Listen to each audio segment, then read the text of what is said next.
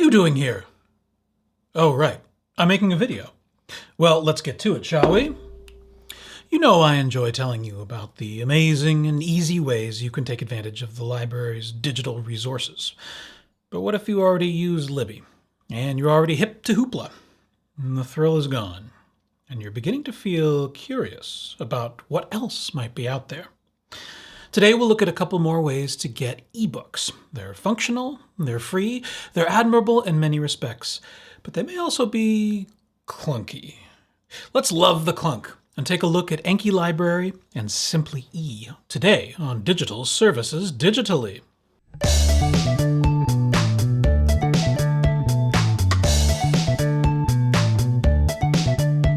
What is Enki? At enkilibrary.org, we get an answer. It's an ebook platform, as it says here, by libraries for libraries with 70,000 plus titles, niche nonfiction, almost available titles, classics, graphic novels, mysteries. Well, you can read.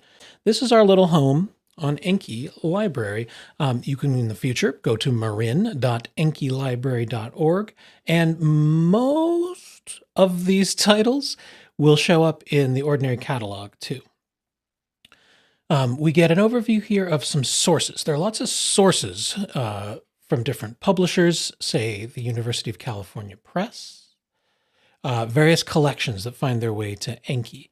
And there are also quick links to things like new fiction or new nonfiction and certain high-level topics, travel, things like that. Let's take a look at the new nonfiction. For example, we get this little carousel of new nonfiction titles. Can scroll through, see if any look interesting.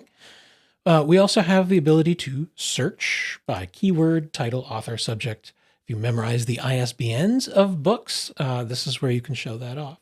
You can switch languages, get tutorials, do advanced searching if you want to build like a logical search with search for this and this or this, but without this and not that, that kind of thing. But let's see what it actually looks like to get and read a book. Let's choose something accessible here. Oscar Wilde's The Importance of Being Earnest. It's available online. You'll get a little indication of the terms of use. Some of these books will have a limited number of virtual copies, like in Overdrive and Libby. Some are available for multiple simultaneous usage in that they're unlimited. You can always get this title. There's a quick link to check out here. You have more information down here. You can look at notes, how to cite it, the MARC record, if that's a thing that interests you. But what may interest you most is getting it and reading it. Let's do check out. There is the unpleasant matter of actually identifying me who I am. All right, I will enter my library card number.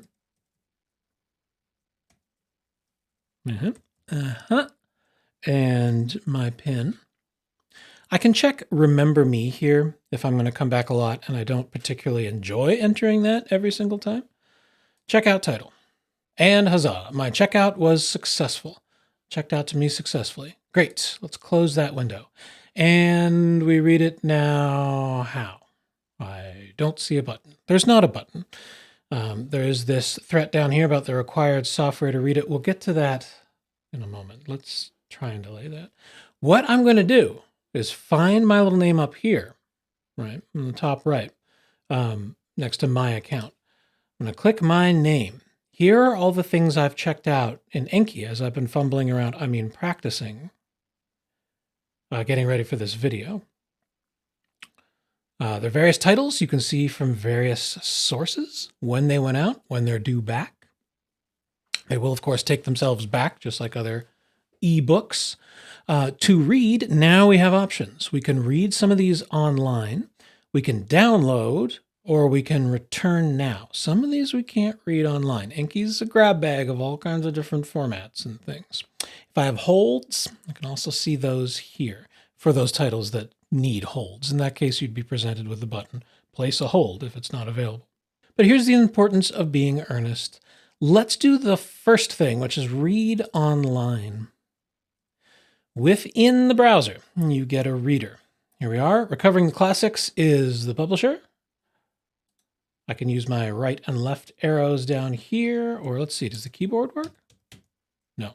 All right, we've got the table of contents. The first act. Here we are. First act, scene, morning room in Algernon's flat in Half Moon Street. So the text is sure there. It's kind of small. We have the option down here, way down there on the lower left. You can toggle a larger text size. But that's about it. There's no sepia tone. There's no dyslexic font. That's kind of it. But that's the text there of the thing, right? That's what you're here for. We can hide the table of contents if you want a full screen view. You can hide all the controls totally and just get a full focus. But that's the reader. It's not an elaborate fancy thing, but it does show you the text. All right, back on my account page here. Let's try another option, returning things. I'll return this one I checked out on the Reformation. Return now. It says, are you sure you want to return this title? I'm really sure. Okay. It was returned successfully. Great. How about this one, named Sun? If I return it now, oh, a different message. Please return this title from your digital reader. My digital reader? How did I get in this situation that I can't return it? How I got in this situation is I had clicked the download button before. See down here in this purple band, Enki supported e-readers includes SimplyE, which we'll get to later, and Adobe Digital Editions. Overdrive cannot be used to read Enki eBooks. So if you've got the Overdrive app or the Libby app, it's not for Enki stuff. It's for Overdrive stuff. SimplyE is going to get its whole own section in this video, which means it's time to get into how to read things with Adobe Digital Editions. You might want to pour yourself a whiskey. And if it weren't before noon while I'm recording this video, I might join you. I'm going to go grab one of the library MacBooks for this part.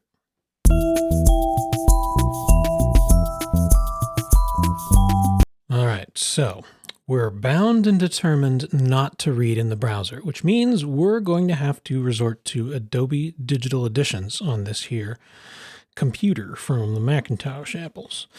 All right, get Adobe Digital Editions. I guess we have to do that, don't we? I'll follow this link, whisked off to adobe.com/blah, blah, blah, blah.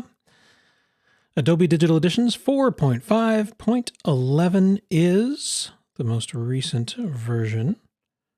You could also get it on your Apple App Store or your Android Marketplace, your Google Play. I know I am running a Mac, so I'm going to download this file for the Macintosh. I've chosen to open ADE 4.5 installer.dmg. .dmg is a kind of disk image file for a Mac.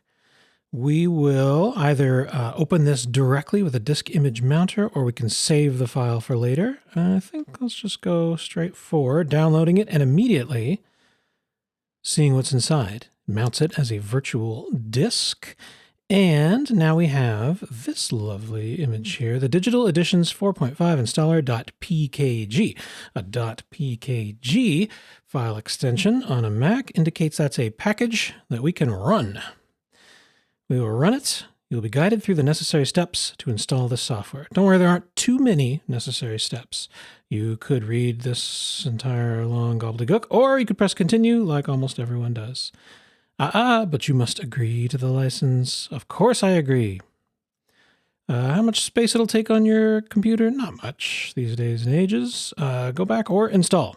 Install. You may need to offer up your credentials as the administrator, an administrative user of this Mac. Install software. Installer wants to control Adobe. Control. To perform actions within that app. Well, yeah, I mean, it has to do that. Oh, Max. Yeah, it'll have to do that too.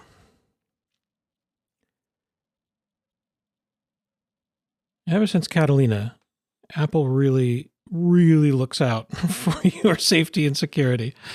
to a really annoying degree. Anyway, here we are, Adobe Digital Editions. This is what it looks like. This is its icon. Mac users, you can long press on this icon and follow your options to keep it in dock if you want to have that sitting there to be launched at all times. We're looking at a library, an overview of all the eBooks we have in Adobe Digital Editions, which right now is just the Getting Started guide. All right, we've installed that. Good. For the moment, I'm going to minimize it. We get our successful installation report. Great. Do we want to keep the disk image installer we downloaded? Nope, we installed. Everything seems fine. I'll move it to trash. There we go. All right, but now back to the action. In this browser here, I'll head back to marin.enkilibrary.org. All right, 20,000 leagues into the sea. Let's check it out. Boom, successful. We're doing great. And it shows up in our list here. We have the option to read online, but we're going to download. What are we downloading? Whoa, plot twist, you guys. This is not what I was expecting. We get an EPUB file, which is an electronic publication. Huh, okay. We could read it right in the Apple book reading app, which I have not set up. Okay. Okay, you might get this, and I expect I know why we got this. This is a book that's in the public domain, so there's no need to, no publisher feels, or the provider does not feel the need to lock it down. Interesting. If that happens, good. That was pretty slick. And that book's reader looks pretty nice. Let's get something instead that Sun gave us the trouble trying to return it, right? Okay, let's try this. Download. Here we go. Okay, this is what I wanted to show you. Here we get URL link.acsm, an Adobe Content Server message. It's a little tiny file. What is it? It's kind of a key. Now that we have Adobe Digital Editions installed, it'll be suggested as the thing to open it. If you had not had Adobe Digital Editions installed, the Mac really wouldn't know what to do with that file. Adobe sure does, though. Here we go. That file gives us temporary access to this book so that it goes back, so that we cannot read it at the end of its loan term. And that's how it works for books that can't just be spread around the world like those in the public domain. Okay. We need to authorize ourselves, and we can do this a couple of ways. The more laborious way would be to create an Adobe ID. This is yet another user account. You create it with Adobe, and presumably that's good for if you want to buy and license Adobe products. It's also used in a few other contexts as sort of an identity assurance provider. What you can do is if you create and link to an Adobe ID, you can then have multiple Adobe Digital Editions on different devices and, share them between those devices. I don't know how many of you really want to dive deeply into the Adobe Digital Editions lifestyle. All this is kind of aging. We could here create an Adobe ID. Follow this, pops open this page over at, let's make sure we got our own walk. Yep, HTTPS, auth services, adobe.com. Yep, that's adobe.com, all right. At which point now we could create an account. You can go through that if you want, and then use that Adobe ID with Digital Editions. Or if you just have one device that you're going to read these things on, don't forget this option here. Take a look at this. I want to authorize my computer without an ID. I don't want to create more accounts in my life right now if I'm not going to really use them, right? So check, next. We get a reminder here that, okay, it's only this particular computer because it's going to authorize just this unique machine to read this book. Fine. That's fine with me. Authorize. Boom. Authorized. Fulfilling. License already fulfilled by another user. Is that because I generated the ACSM file again? Do you see why my vibes around Adobe Digital Editions are a little hesitant? I'll do some more fumbling. Let's try the next one down the list. Download. Open. Fulfilling. Okay. Now we get something. I did something with that, enough with that other file to lock me out of it. Where's that whiskey? All right, so I can read the My Name is Nassim book here in the reader. Here, my left and right cursor keys do work, and the reader's a little more nicer than just looking in the browser. I don't think this book has a whole lot of fancy formatting in particular, but it's got the images, it's got the text, right?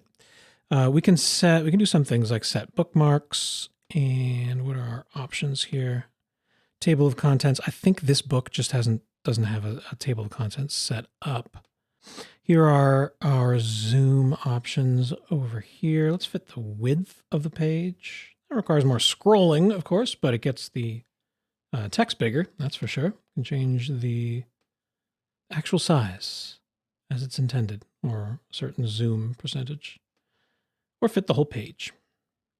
All right. And then we can head back to our library. So Adobe Digital Editions can function kind of as your Libby, sort of, except it can't look it doesn't involve a catalog. It's just kind of you get a visual feedback here. We have 16 days remaining on this checkout, which point it'll go away. It could be a landing place for purchased stuff as well, if you really want to get into this. Am I being too harsh with Enki? Did I have too big a glass of haterade this morning? Perhaps. Although I want to be honest with you, when things are clunky or when there are a lot of steps or frustrations to overcome when you're getting set up, Enki has a lot to recommend it.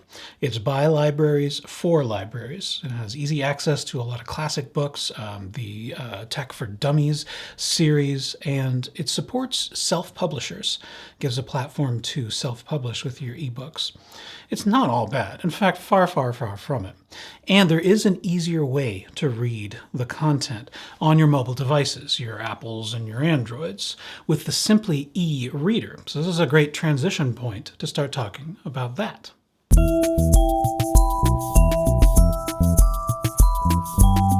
Be you on an Android or an Apple, SimplyE is available in your App Store. I happen to have the library iPad with me, so that's what we're going to look at directly.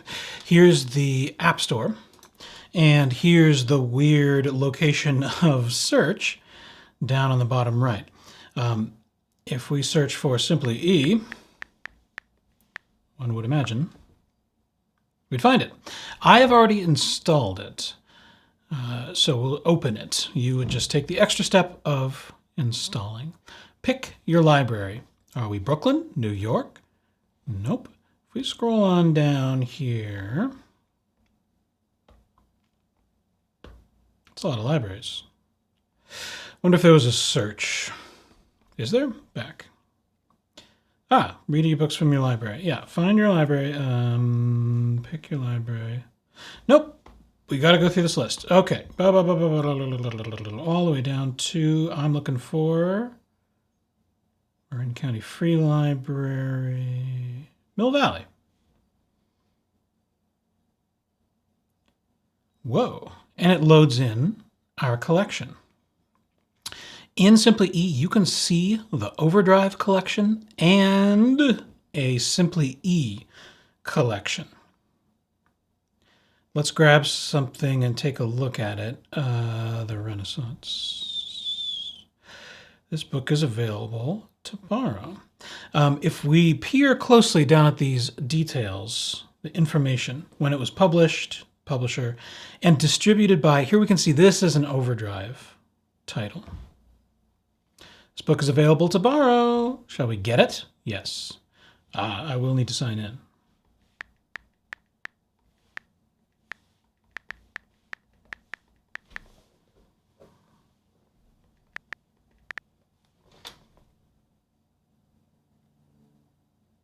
Marvelous.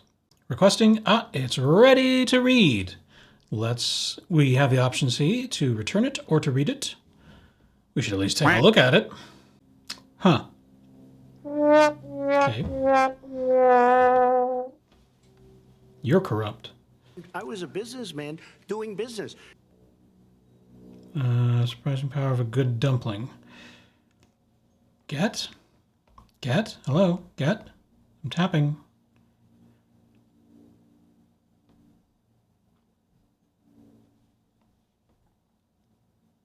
All right, well, here's a book that works. The Surprising Power of a Good Dumpling. The cover is not exactly parsed properly by the reader, but I'm tapping on the right side of the screen to flip pages. And now it looks like we're getting into something that looks a little bit better. So there's the reader. We can tap in the middle and get some options. We can change text size. We have some more options here versus that very bare bones reader back in Enki. You can do the sepia tone, flip the colors if you are in a dark room and are being blasted by the light, make it bigger, make it smaller. Let's set back to here. Switch between sans serif fonts with the little dingly dobblies on the letters, and here we go, a dyslexic friendly font, as well as changing screen brightness, which you don't actually see in the video. That's just on the device. We can set bookmarks, blop, and we can get our menu of stuff. We can jump from contents to contents, the table of contents, or browse any bookmarks that we set. And down at the bottom, we have a overview of how far through the book we are. Not quite as full-featured as Libby, but that'll do, right? You can also browse the audiobooks. My almost flawless Tokyo Dream Life. Okay. All right, let's listen.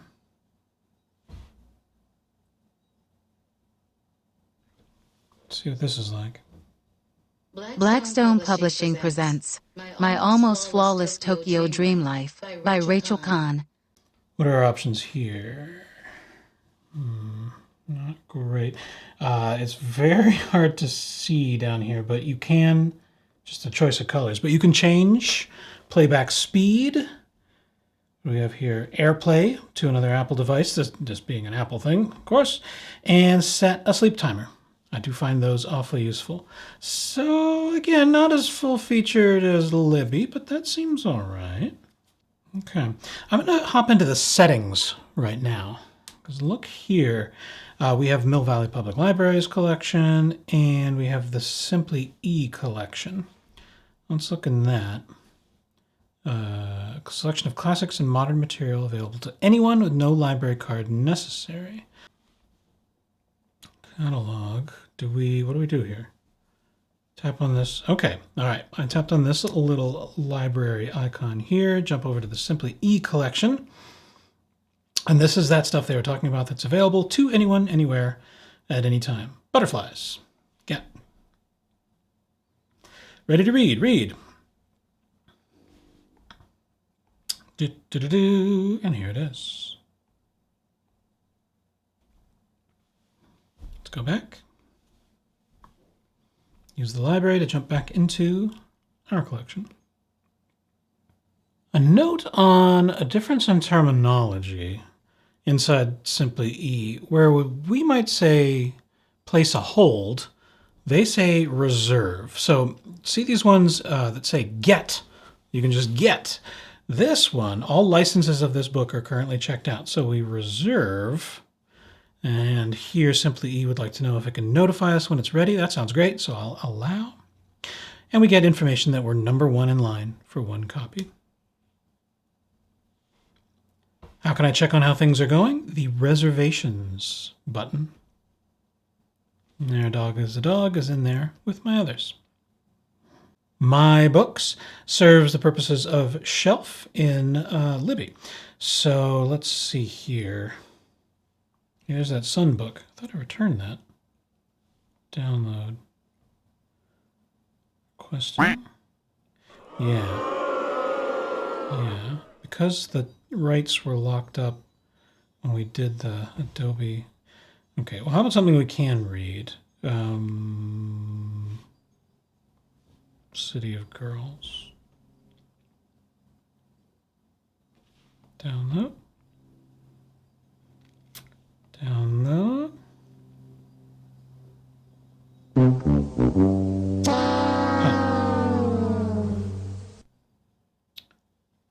SimplyE is developed by the New York Public Library.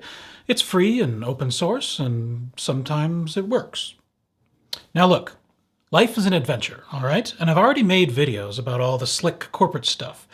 There are lots of treasures inside SimplyE and Enki, although there's a bit of a rough exterior. They're like an ankylosaur. Now, are you going to stride on by that ankylosaur, or are you the type of theropod to get your snoot under it and figure out how to get to the tasty meat inside? If you want some help, contact us, and we'll do what we can to help you. All right, get out there and eat that ankylosaur.